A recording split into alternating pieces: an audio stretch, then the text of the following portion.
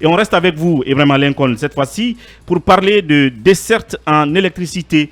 Le chef de l'État, le président de la transition, donne des instructions. Il y a beaucoup de rififi à travers le pays, qu'on a créé des lestages intérieurs du pays, à Kanka même. Et Mohamed Fofana avec ses 5 sauces. Voilà. Dans le frigo qui ne nous laisse pas tranquille. Ouais, pas du tout. On dirait que c'est le seul Guinéen qui n'a pas de courant. Ressaisis-toi, Mohamed Fofana. Alors, selon le compte rendu du Conseil des ministres, le chef du gouvernement a instruit hier le ministre en charge de l'énergie à tout mettre en œuvre avec EDG pour trouver des solutions idoines au bénéfice des populations en attendant la finalisation des projets d'électrification et d'interconnexion dans tout le pays. Monsieur le Premier ministre a invité le ministre en charge de l'énergie sur la nécessité d'intensifier la communication auprès des populations sur les coupures d'électricité occasionnées par les travaux ou tout autre facteur. Aujourd'hui, le courant est devenu le problème principal à plusieurs citoyens de ce pays. À Conakry, ça crie. Nous, à Lambaye, hier, entre 20h et 23h, il n'y a pas de courant. Il y a des quartiers qui n'ont pas de courant. À l'intérieur du pays, l'abbé est en train de battre le pavé. À Kankan, on a même militarisé toute la ville à cause du courant. Bokeh, ça revient. Donc, le courant est devenu un problème. Et vous savez que, non, ça commence à aller. Vous savez que si le professeur Alpha Condé a pu régler une situation provisoirement, c'est le problème du courant. Mais aujourd'hui, on dirait qu'il est parti avec son courant. Nous sommes conscients qu'il y a les travaux. Mais le seul problème, c'est qu'il n'y a pas de communication. Nous voyons des agents sur le terrain. Nous voyons les gens en dépannage. Nous les voyons en train de tirer des fils. Mais très malheureusement, il n'y a aucune communication qui accompagne ce travail. D'où l'interpellation du ministre à communiquer près des populations pour savoir ce qui se passe. Je pense aux populations de Kankan, une ville aujourd'hui militarisée juste à cause du courant. Et aujourd'hui à Kankan, pour sortir, vous êtes obligé d'être fouillé, c'est-à-dire jusqu'aux os, pour rentrer. La même situation, la ville est militarisée à cause du courant. Le professeur tout à l'heure en parlait. Mais moi, je pense qu'avant de s'attaquer à l'effet, attaquons-nous à la cause des choses. Si quelqu'un s'est réveillé, ou Zéro va se réveiller, ou l'abbé se réveille, c'est à cause du courant.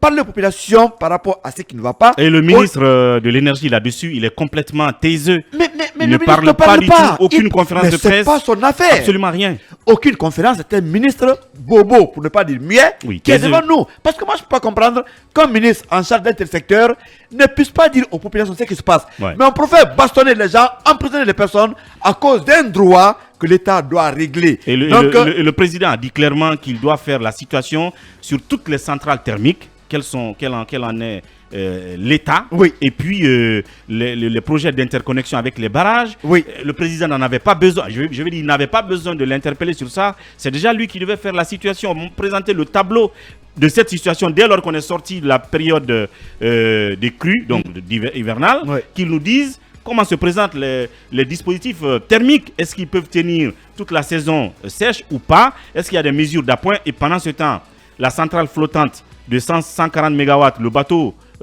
turc est parti. Est-ce que ça fait des trous? On ne sait pas. Il ne communique sur rien de tout ça. Il n'y a pas de communication. M. Seydouba Souma est un ministre, je ne dirais pas compétent, mais c'est un ministre taiseux, un ministre muet qui ne parle pas. Et aujourd'hui, la tâche noire de cette transition, à part la politique sociopolitique, c'est le problème de courant. Ça, on ne comprend rien. Le ministre doit des explications.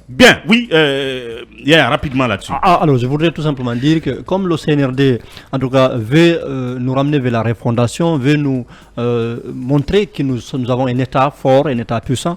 Alors, l'État fort, c'est aussi à travers sa capacité à déployer des services publics de qualité aux citoyens. Et aujourd'hui, parmi ces services publics réclamés, tant à Conakry qu'à l'intérieur du pays, c'est le courant, c'est l'électricité.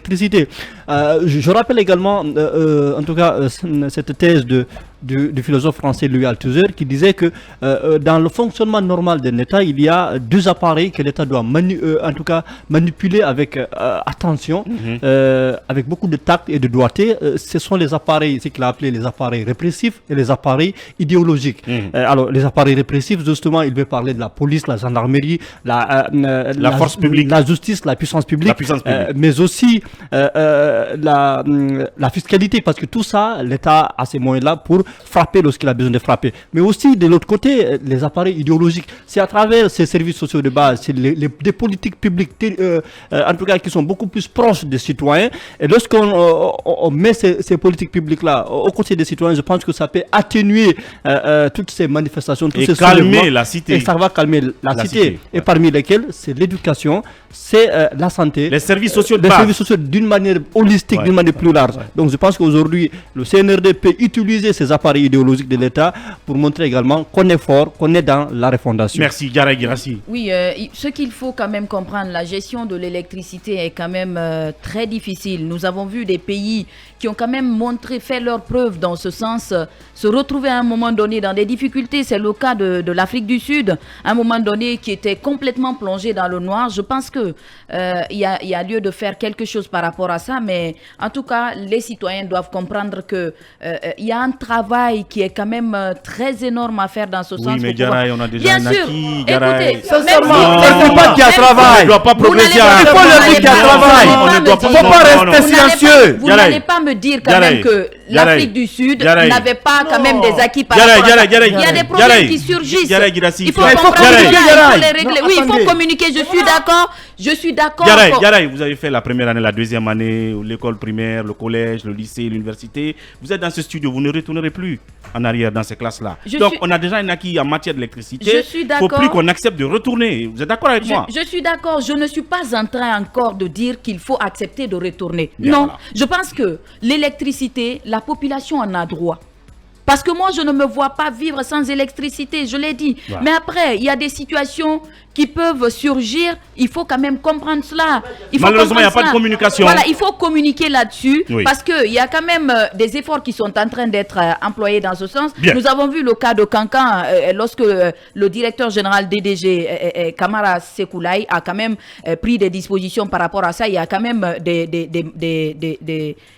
comment je vais dire ça? Des groupes électrogènes qui ont été acheminés de ce côté. Je pense qu'il y a beaucoup à faire, mais après, la population aussi doit comprendre que c'est pas un travail qui peut se faire en un clin d'œil. Il y a quand même beaucoup de choses à faire dans ce sens. Voilà, Diarra qui est un peu compréhensif. L'un des secteurs dans lesquels Alpha Condé avait fait des prouesses, c'était vraiment la régularisation de la desserte du courant électrique à Conakry. Le courant électrique, c'était stabilisé. À grands frais. Oui, il avait fait des investissements importants. C'est vrai que même si il y a eu des problèmes au niveau de la subvention du carburant et tout ça, on connaît ici, mais c'était quand même l'un des acquis. Qu'est-ce qui s'est passé depuis le 5 septembre 2021 jusqu'à nos jours pour qu'on arrive à cette irrégularité dans la fourniture du courant électrique? Je pense que les autorités doivent donner des réponses. On ne peut pas comprendre avec un tel investissement. Ce que moi je suggère d'ailleurs, il faut faire un audit complet de ce secteur pour savoir qu'est-ce qui a été fait, l'argent qui a été investi pour l'achat des groupes électrogènes, pour l'achat de subventions, pour les travaux d'interconnexion. Qu'est-ce qui s'est exactement passé? Moi, je ne peux pas comprendre. Je suis sidéré que l'État déploie les gros moyens pour arrêter des manifestants. Mais au lieu d'investir ça, pourquoi ne pas prendre ces moyens-là pour essayer d'assurer la régularité au niveau de la fourniture du courant électrique? Ce qu'on demande, ce que les populations demandent, c'est le courant électrique. Moi, je ne peux pas comprendre qu'on organise des procès expéditifs pour interpeller des gens qui n'ont fait qu'exprimer un droit. Parce qu'aujourd'hui, on ne peut pas comprendre que nous vivons vraiment cette situation. Demander le courant n'est pas un délit. N'est pas un délit. Maintenant, on déploie des gros moyens. C'est celui qui casse et qu'on le prenne en train de casser, qui est un délit. Mais je pense qu'on doit pouvoir organiser... Certains ont été pris tout simplement parce qu'ils ont demandé le courant alors qu'ils étaient même chez eux. Ils n'étaient pas encore dans la rue. Mais ce qui s'est passé à Kankan, c'est inacceptable. Voilà, je pense que la réponse, c'est le gouvernement qui doit nous donner une réponse appropriée par rapport à la crise d'électricité aujourd'hui. Merci. Merci Bassekou. Talibé Bari là-dessus, vite fait. Vous savez, Bassekou a parlé d'audit. Moi, je me rappelle que plusieurs fois Alpha Condé lui-même avait demandé l'audit du secteur de l'électricité. Parce que ça a toujours ressemblé à une bouteille à l'encre. Il y a beaucoup de confusion. C'est par rapport d'abord aux subventions énormes que l'État accorde à EDG pour assurer le fonctionnement des centrales thermiques, mais aussi tous ces barrages à coût de plusieurs centaines de millions de dollars, dont beaucoup estiment qu'ils ont été surfacturés. Ensuite, ça a été le cas de EDG même, où vous avez vu qu'à un moment, c'est Veolia qui a été appelé pour aider à gérer la société. Ça n'a jamais fonctionné. en tout cas comme Alpha le voulait à l'époque. Aujourd'hui, en plus de ces délestages, il y a une grosse frustration chez les abonnés de EDG. C'est ce qui amplifie davantage justement le débat autour de la problématique de la desserte en électricité. Il y a ces factures dont on peut dire qu'elles sont suffisamment fantaisistes. Les factures que nous recevons ici, de plusieurs, de 40 millions, de 50 millions, alors qu'on passe la moitié du mois, des 2 mois, n'est pas avoir le courant. De 8h à 14h, sur même plus, le groupe. Sur le groupe, ça ne se justifie pas. Il y a cette facturation injuste, fantaisiste, justement, qui alimente la colère en plus de ces délestages. Donc on a l'impression que c'est le retour des tours-tours, et tout cela semblait, en tout cas, ressembler à de lointains souvenirs. Et il est vrai que nous sommes en période d'étiage, parce que nous sommes sur mars, avril et autres. Mais cette instabilité dans la desserte a commencé bien avant cette période d'étiage. Ça veut dire qu'il y a des problèmes. Et pour aggraver tout ça, c'est EDG qui se fout éperdument, qui se moque éperdument de ses abonnés. On ne communique pas, il n'y a aucune information. Voilà, donc nous sommes livrés malheureusement à l'incompétence de EDG, et nous devons en tout cas rester et nous résigner à ne pas avoir le courant en plus de toute cette situation. Donc c'est regrettable. Et les injonctions du président, ça se comprend bien. Oui, mais quelle suite maintenant? Mais qui était plus fort en injonction qu'Alpha Condé? Le tour n'est pas d'aller à des injonctions. Est-ce qu'aujourd'hui, il faut apporter des réformes encore à nouveau au niveau des EDG pour... et ce ministre, oui, mais là, ce n'est pas que EDG, Talibé. C'est le ministre lui-même. Parce que quand le président parle de toutes les sources de fourniture, les thermiques, les barrages, là, c'est le tableau du ministre. Là. C'est le ministre. Ça dépasse ça relève du domaine du ministre. Mais EDG gère tout le système d'électricité. La politique énergétique, c'est au niveau du ministre. Que ce soit la production, la distribution, la vente, tout ça, le transport, la vente, tout ça, ça revient à EDG aujourd'hui. Oui.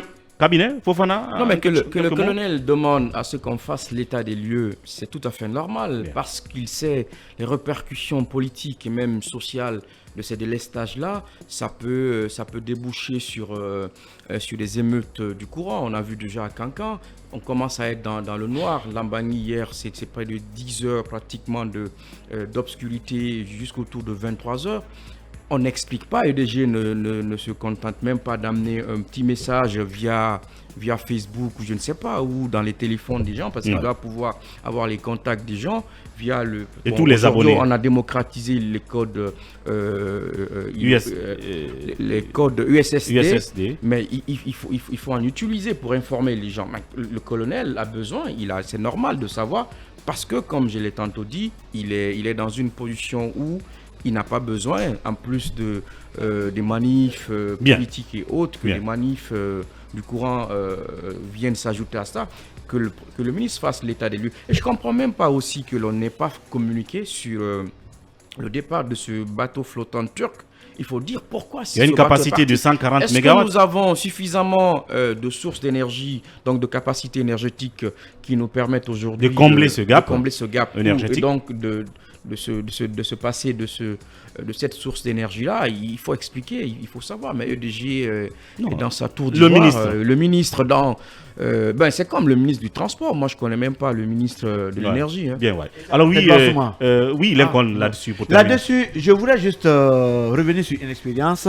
Lorsque Sidé était Premier ministre, à l'époque, le courant était à Conakry. Mais même si c'est un secteur qui devait manquer le courant, le communiqué passait, les gens étaient au courant de tout pendant tout le temps qu'il a fait à la primature. On peut revenir sur de telles pratiques pour dire aux populations, voilà, voici. Mais aujourd'hui, j'ai comme l'impression que ceux qui nous dirigent par rapport au courant ne s'en fichent pas mal. On est prompt à prendre les gens, à aller fouiller leur maison pour les prendre parce que simplement, ils ont manifesté que vous n'avez pas le courant. Mais on n'est pas content. Chez vous, il y a des groupes électrogènes. Ou dans vos bureaux, il y a d'autres sources d'énergie. Chez nous, il n'y en a pas. Donc, s'il n'y en a pas, on va réclamer, c'est notre droit. Et comme un sage le disait, quand on ne peut porter l'héritage, il faut bien pouvoir le traîner.